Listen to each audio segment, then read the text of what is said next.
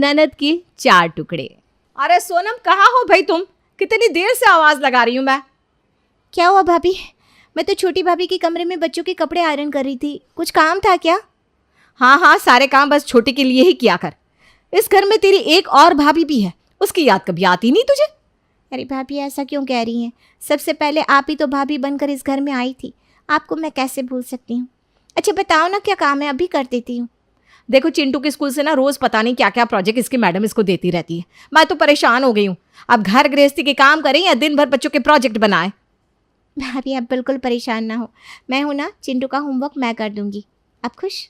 हाँ भाई, बिल्कुल खुश हूँ। तू है तो मुझे बच्चों की चिंता नहीं रहती। कुछ देर बाद। अरे सोनम बेटा, कहाँ आ गए? पूरा दिन हो जाते हैं, इस लड़की के दर्शन नहीं होता है मुझे। क्या हुआ माँ, मैं कहाँ जाऊँगी, घर में ही तो हूँ, क्यों शोर मचा रही हो? अरे बेटा, इतना दर्द हो रहा है मेरे घुटनों में, ज़रा सा सरसों के तेल से मालिश तो कर दे मेरे घुटनों की। हाँ हाँ, अभी कर देती हूँ। सरसों के तेल में ना थोड़ा लहसुन भी पका कर ले आती हूँ, आपको जल्दी आराम मिल जाएगा।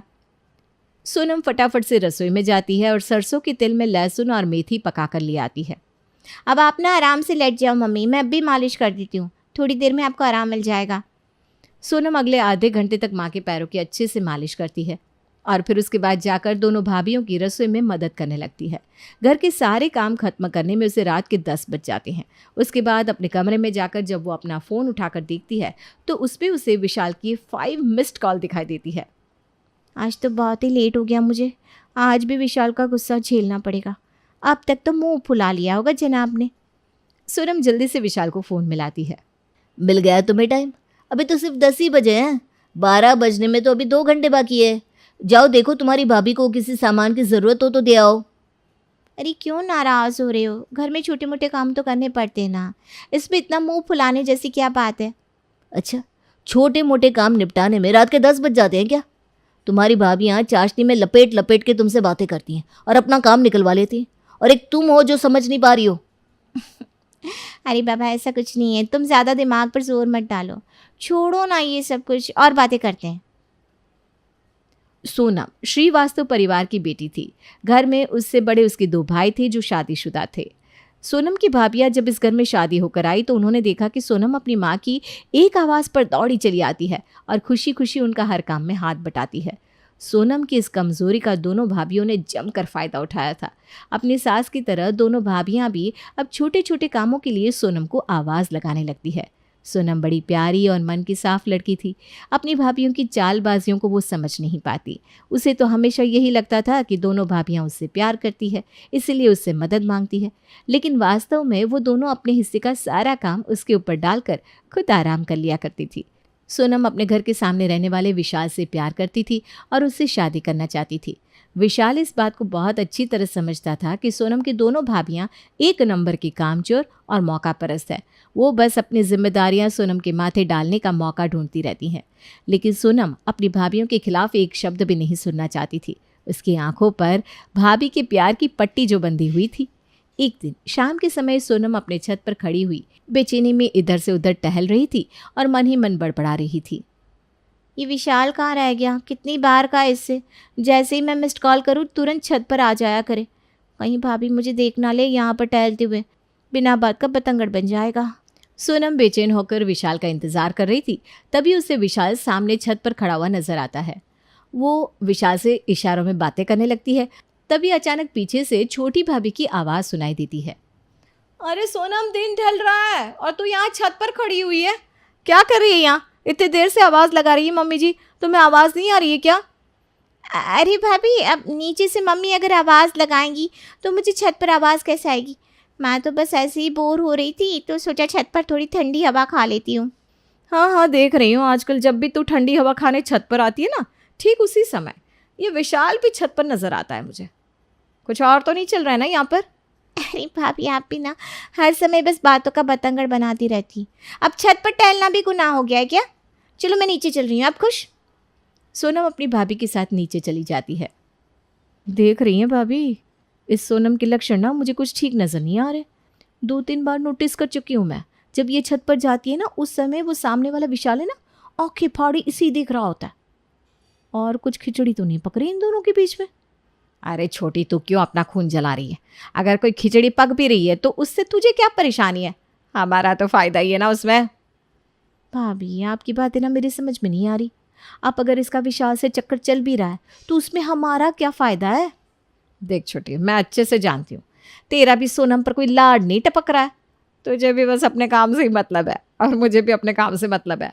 अगर इसकी शादी कहीं दूर हो जाएगी ना तो ये जो हम लोग दिन भर उसे सोनम सोनम कहकर अपने 10 काम करवा लेते हैं ना, उन्हें कामों को करने में आफत आ जाएगी हमारी।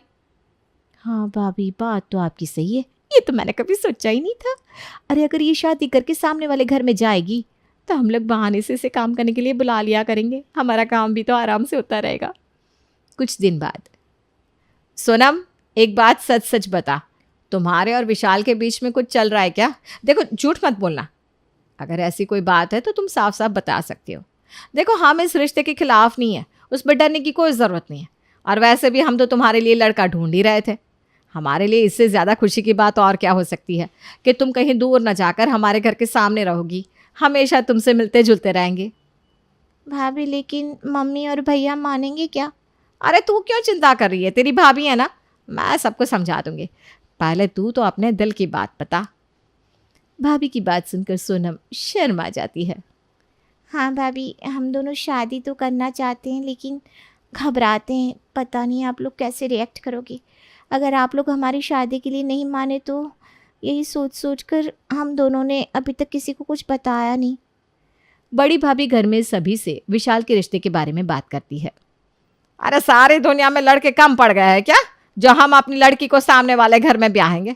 और दुनिया क्या कहेगी? बातें बनाएंगे लोग। भाई मुझे तो ये रिश्ता बिल्कुल पसंद ना है। अरे माँ जी, जब सोनम को कोई एतराज़ नहीं है तो हमें भी खुशी खुशी इस रिश्ते को स्वीकार कर लेना चाहिए। और वैसे भी एक बात सोच कर देखिए, विशाल अच्छा लड़का है, अच्छी नौकरी करता है, छोटा सा परिवार है और मोहल्ले में भी अच्छी खासी इज्जत है इन लोगों की। अब इससे ज़्यादा और क्या चाहिए? देखिए माँ जी, नाराज़ मत होइए। जिद करने से ना कोई फ़ायदा ना है। समझदारी दिखाकर दोनों को आशीर्वाद दे दीजिए। और सबसे ज़्यादा खुशी की बात क्या है पता है? हमारी बेटी ना सारी ज़िंदगी हमारी आंखों के सामने रहेगी। दुख सुख हमें सब पता चलता रहेगा। दोनों बहुओं के बार बार समझाने पर अंत में सोनम की माँ और उसके दोनों भाई भी इस रिश्ते के लिए तैयार हो जाते हैं और वे लोग सोनम का रिश्ता लेकर विशाल के घर पहुंच जाते हैं। सच बताऊं तो बहन जी, थोड़ा अटपटा तो मुझे भी लगा था। पहले पहले विशाल ने जब मुझे सोनम के बारे में बताया था, लेकिन जब मैंने ठंडे दिमाग से सोचा ना तो मुझे महसूस हुआ कि सोनम जैसी इतनी प्यारी और अच्छी लड़की मैं चाहकर भी अपने बेटे के लिए ढूंढ नहीं पाऊंगी। और क्या फ़र्क पड़ता है कि लड़की 2 कदम दूर से आ रही है या 200 किलोमीटर दूर से। मेरे बेटे का शादीशुदा जीवन तो लड़की के गुण से चलेगा ना कि घर और ससुराल की दूरी से। दोनों परिवार की आपसी सहमति होने के बाद जल्द ही सोनम और विशाल की शादी हो जाती है और सोनम दुल्हन बनके विशाल के घर पहुंच जाती है। शादी के बाद, सोनम, हम लोग आज बाहर घूमने चलते हैं। मैं ऐसा करूँगा, जब मैं ऑफिस से निकलूँगा तो तुम्हें फ़ोन कर दूँगा। तुम तैयार होकर सीधे मॉल में आ जाना, फिर हम लोग मूवी देखने चलेंगे। ऑफिस से निकलकर विशाल मॉल पहुंचता है और वहां पर थोड़ी देर इंतजार करने के बाद सोनम को फ़ोन लगाता है। अरे सोनम, कहाँ हो तुम? अभी तक मॉल नहीं पहुँची? अगले 10 मिनट में हमारा मूवी का शो शुरू होने वाला है। सॉरी विशाल, वो माँ के घुटनों में ना अचानक से दर्द बढ़ गया था तो मैं अपने घर आई हुई हूँ। मम्मी की घुटनों की मालिश कर रही हूँ। हम फिर किसी और दिन चलेंगे ना, प्लीज़ तुम नाराज़ मत हो ना। अरे यार, अगर ऐसी बात थी तो तुम कम से कम मुझे फ़ोन करके बता तो सकती थी। और घर में 2-2 भाभियाँ हैं, वो भी तो तुम्हारे माँ के घुटनों की मालिश कर सकती थी ना।